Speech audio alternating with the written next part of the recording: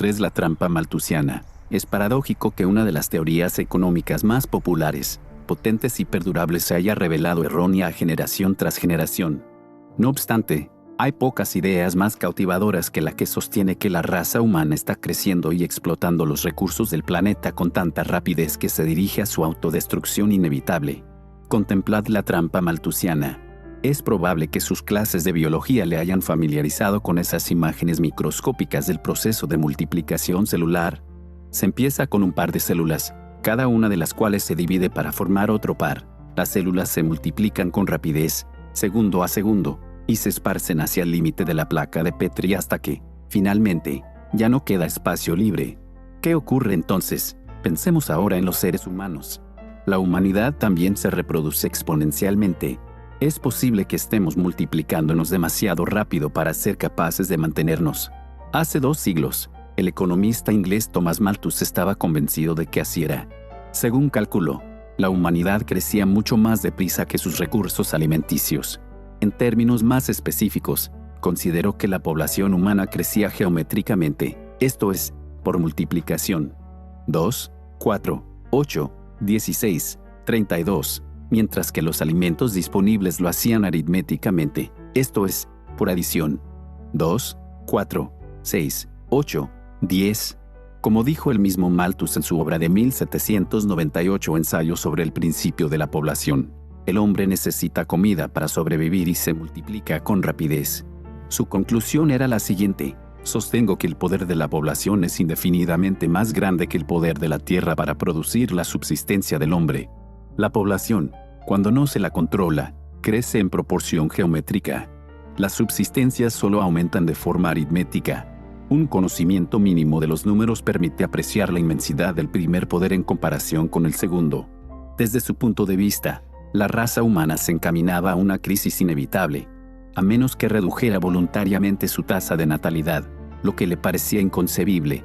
La población se enfrentaría a uno de los 3 frenos impuestos por la naturaleza para mantenerla dentro de unos límites sostenibles: el hambre, la enfermedad o la guerra. Los pueblos no tendrían que comer, sucumbirían a una peste u otra, o lucharían entre sí por unos recursos cada vez más escasos. Es comprensible que la trampa malthusiana se conozca a menudo como la catástrofe o el dilema malthusianos. Distintos expertos siguen en la actualidad usando este problema para defender la necesidad de controlar el tamaño de la población mundial, y muchos movimientos de defensa del medio ambiente lo han adoptado para ilustrar la insostenibilidad de la raza humana. Malthus ha sido enterrado muchas veces, y con él la escasez malthusiana. Pero como Garrett Hardin señaló, alguien al que es necesario volver a enterrar con tanta frecuencia no puede estar completamente muerto. Herman Edele, economista estadounidense, Problemas de la teoría. Malthus, sin embargo, se equivocaba. Desde la aparición de su obra, la población mundial, que en su opinión se aproximaba ya a su máximo natural, ha pasado de 980 millones a 6.500 millones. Se calcula que para 2050 superará con creces los 9.000 millones. No obstante, la mayoría de las personas del planeta están mejor alimentadas, son más saludables y tienen vidas más largas que nunca antes en la historia. Malthus se equivocó en 2 cuestiones.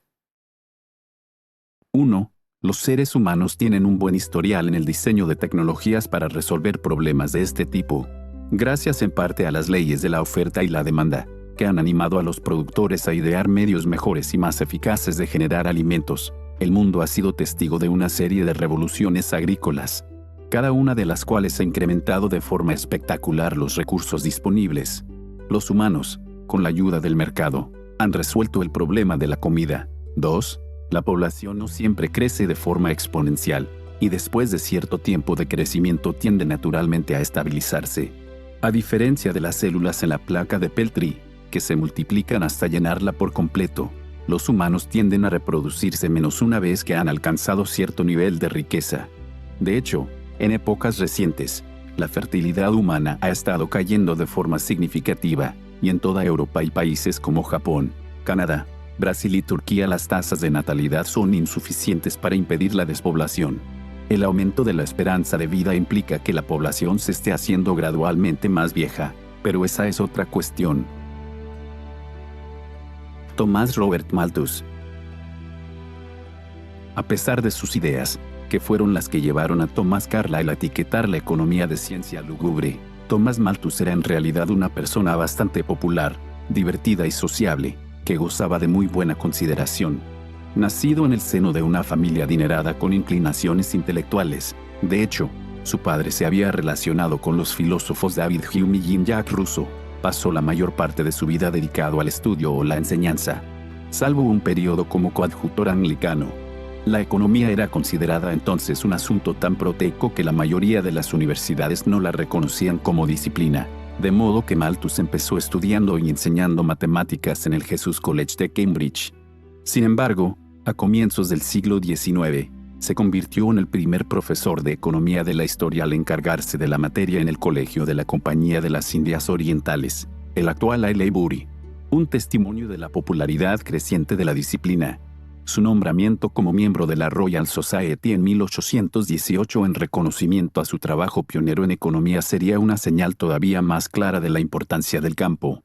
En su polémico libro A Farewell to Alms, Adiós a la limosna, el historiador económico Gregory Clark sostiene que hasta 1790 los seres humanos estaban realmente atascados en una trampa malthusiana, pero que Inglaterra logró escapar de esta debido a una combinación de factores que se dieron después, entre ellos, la muerte de los más pobres a causa de las enfermedades, la necesidad de reemplazarlos con hijos de las clases medias y altas, movilidad social descendente, y la propensión de estas clases a trabajar con más ahínco. Clark afirma que muchas partes del mundo que no han padecido una experiencia de este tipo siguen estancadas en la trampa. Ahora bien, lo que ciertamente no estaba equivocado era la teoría que había detrás del malthusianismo, la ley de los rendimientos decrecientes. Esta teoría tiene lecciones importantes para las empresas. Pensemos, por ejemplo, en una granja o una fábrica pequeñas.